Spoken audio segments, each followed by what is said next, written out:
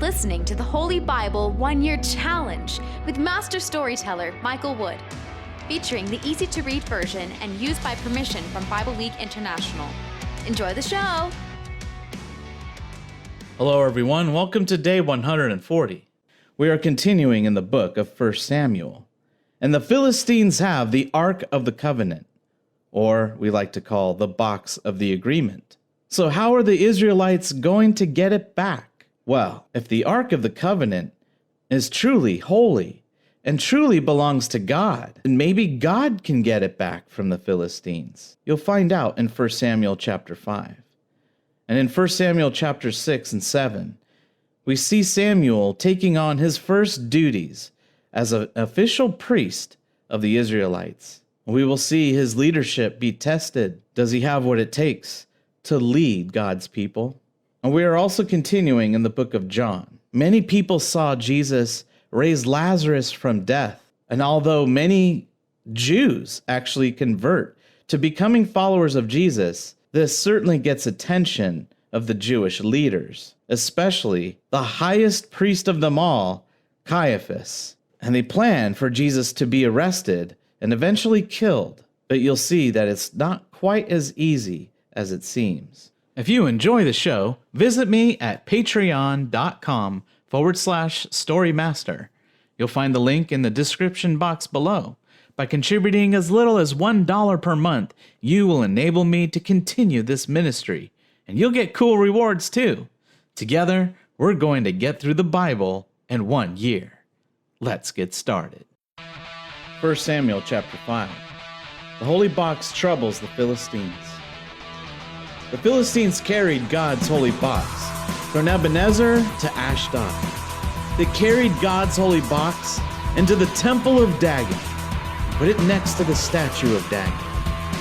The next morning, the people of Ashdod got up and found Dagon lying face down on the ground before the Lord's box. They put the statue of Dagon back in its place, but the next morning, when the people of Ashdod got up, they found Dagon on the ground again. Dagon had fallen down before the Lord's holy box. This time, Dagon's head and hands were broken off and were lying in the doorway. Only his body was still in one piece.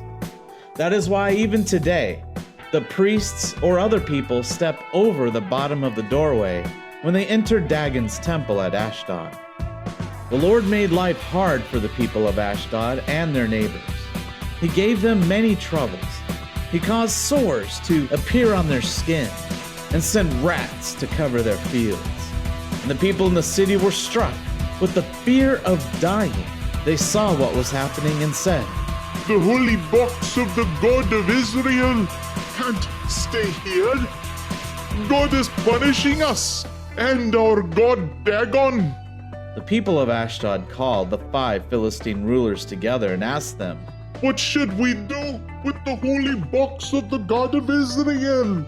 The rulers answered, "Move the holy box of the God of Israel to Gath."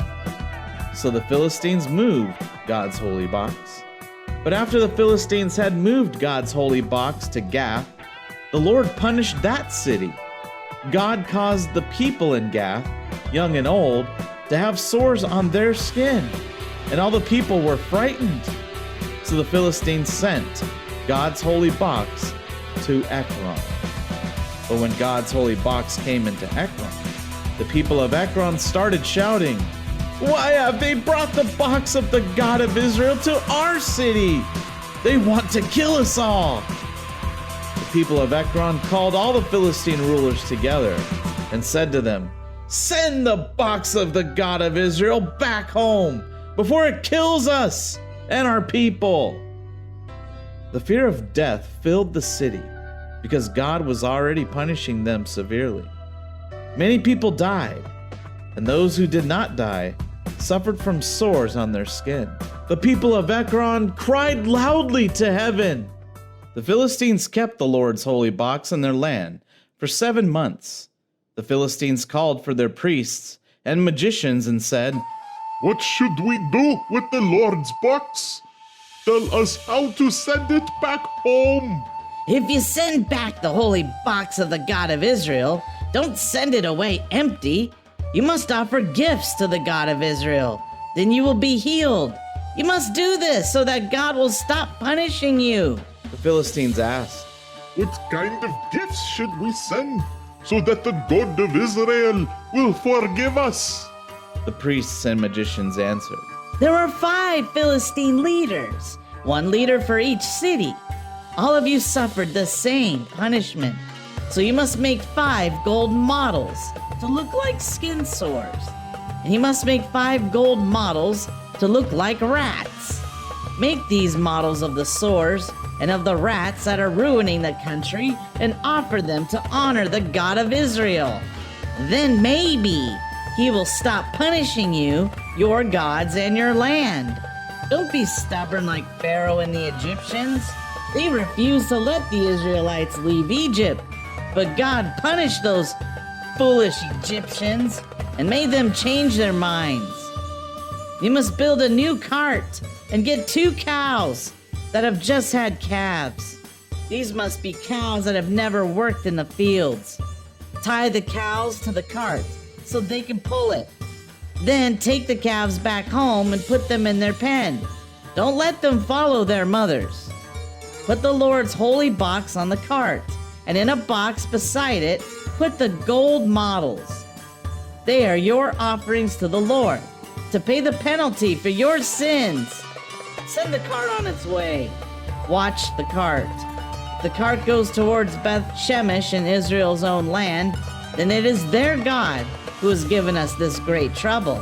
But if the cows don't go straight to Beth Shemesh, we will know it was not their God who brought this trouble to us.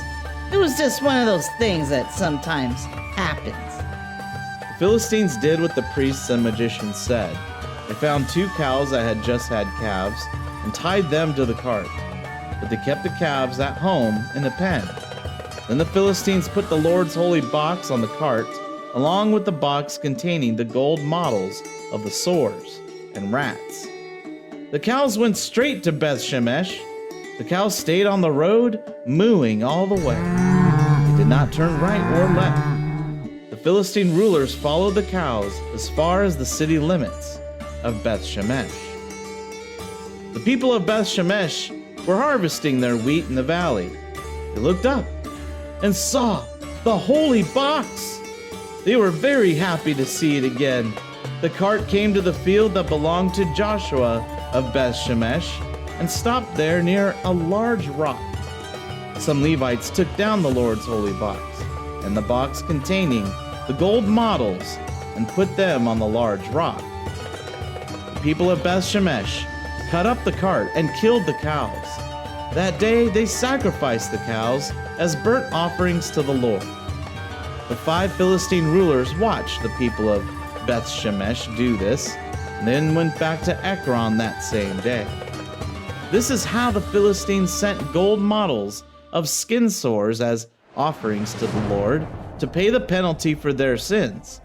They sent 1 gold model for each of the Philistine towns of Ashdod, Gaza, Ashkelon, Gath, and Ekron. The Philistines also sent gold models of rats. The number of these gold rats was the same number as the towns that belonged to the 5 Philistine rulers. These towns had walls around them, and each town had villages around it.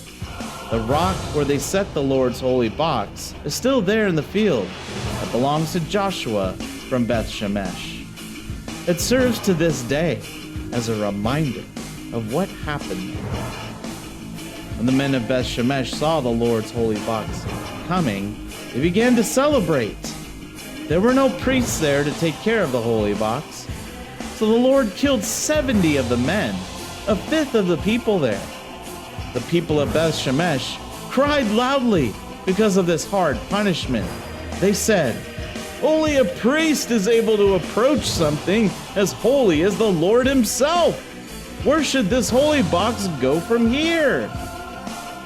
There was a priest at Kiriath Jearim, so the people of Beth Shemesh sent messengers there. They said, "The Philistines have brought back the Lord's holy box. Come down and take it to your city." 1 Samuel chapter 7. The men of Kiriath-Jearim came and took the Lord's holy box up the hill to the house of Abinadab the priest. They performed a special ceremony to prepare Abinadab's son, Eleazar, to guard the Lord's holy box. The box stayed there at Kiriath-Jearim for a long time. The Lord saves the Israelites. 20 years passed while the holy box was in Kiriath-Jearim, and the Israelites began to follow the Lord again. Samuel told the Israelites, If you are really coming back to the Lord with all your hearts, you must throw away your foreign gods and your idols of Ashtaroth. You must give yourselves fully to the Lord and serve only Him. Then He will save you from the Philistines. So the Israelites threw away their statues of Baal and Ashtoreth, and they served only the Lord. Samuel said, All Israel must meet at Mizpah. I will pray to the Lord for you. The Israelites met together at Mizpah. They got water and poured it out as an offering before the Lord. They also went without food that day and confessed that they had sinned against the Lord. There at Mizpah, Samuel served as the leader of the Israelites. When the Philistines heard that the Israelites were meeting at Mizpah, they went on to fight them. The Israelites were frightened when they heard the Philistines were coming and said to Samuel, Don't stop praying to the Lord our God for us. Ask Him to save us from the Philistines. Samuel took a baby lamb and burned all of it as an offering to the Lord. He prayed to the Lord for Israel, and the Lord answered his prayer. While Samuel was still offering the sacrifice, the Philistines moved forward to attack the Israelites. But then the Lord sent a loud clap of thunder down on the Philistines. The thunder scared the Philistines so much that they became confused, and the Israelites defeated them in battle. The men of Israel ran out of Mizpah and chased the Philistines all the way to Beth-kar, killing them all along the way. Peace comes to Israel. After this, Samuel set up a special stone to help people remember what God had done. Samuel put the stone between Mizpah and Shen and named it Stone of Help. Samuel said, The Lord helped us all the way to this place. The Philistines were defeated and did not enter the land of Israel again. The Lord was against the Philistines during the rest of Samuel's life. The Israelites were able to take back the towns that the Philistines had taken. They recovered all the towns and territory between Ekron and Gath. There was also peace between Israel and the Amorites. Samuel led Israel all his life. Every year, he traveled around the country. He went to Bethel, Gilgal, and Mizpah, and he judged the Israelites in all these places. But Samuel always went back to his home in Ramah. There he built an altar to the Lord and judged Israel.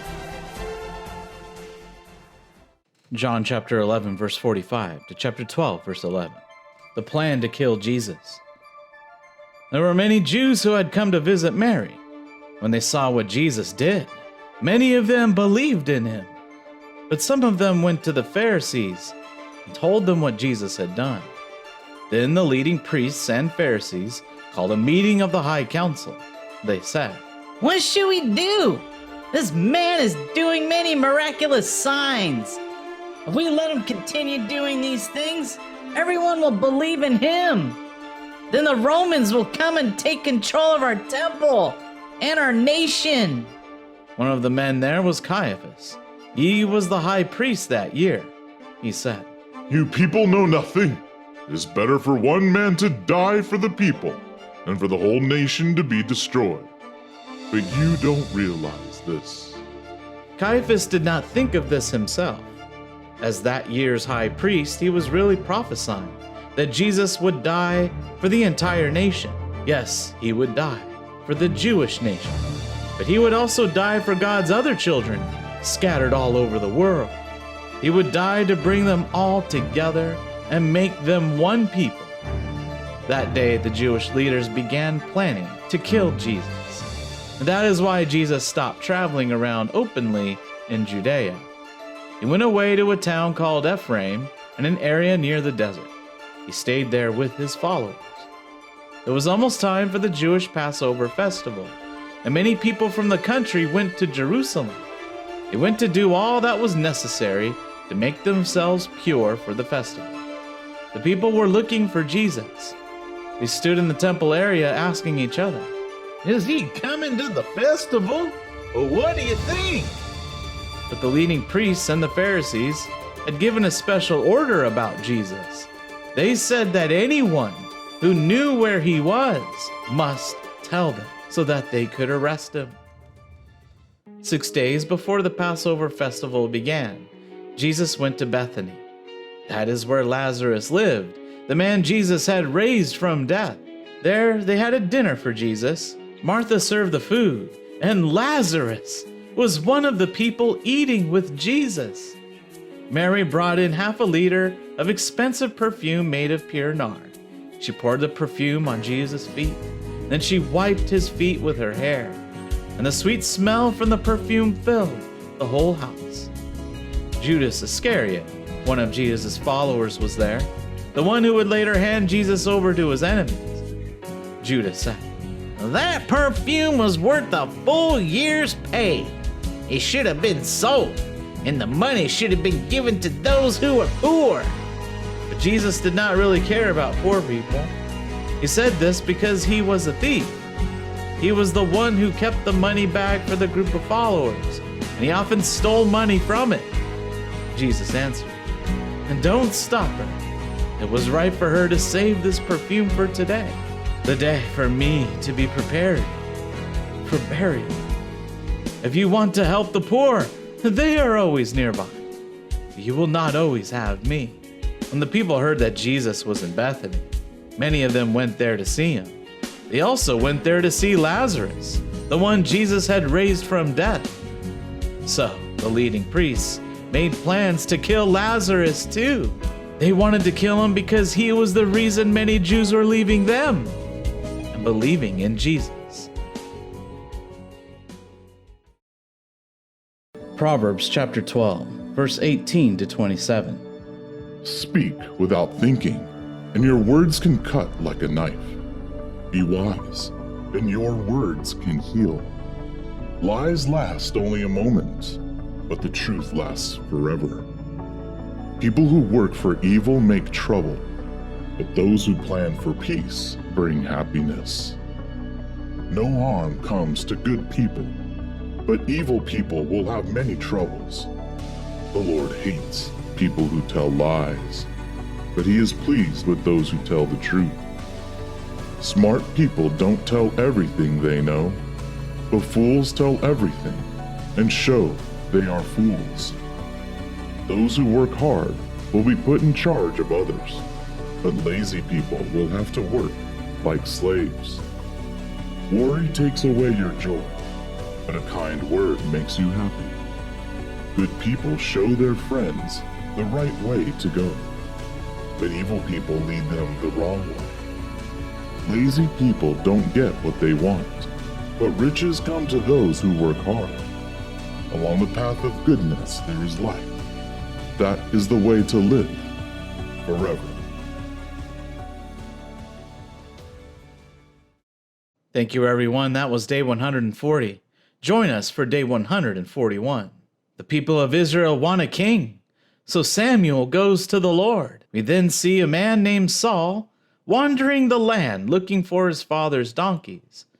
But little does he know that Samuel would approach him with a special mission from the Lord, that it is Saul who is to be the first king of Israel. And in the book of John, Jesus enters the most dangerous place, Jerusalem, and like a rock star or a king, all of his fans and followers are there to greet him. And Jesus has a special message for them, that the time to receive glory has now arrived.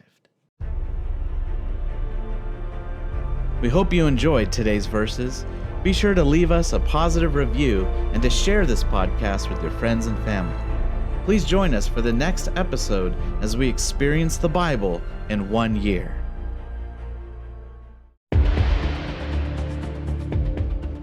Did you know we offer online courses in creative writing, literature, and web design? Visit us at storymaster.online to learn more.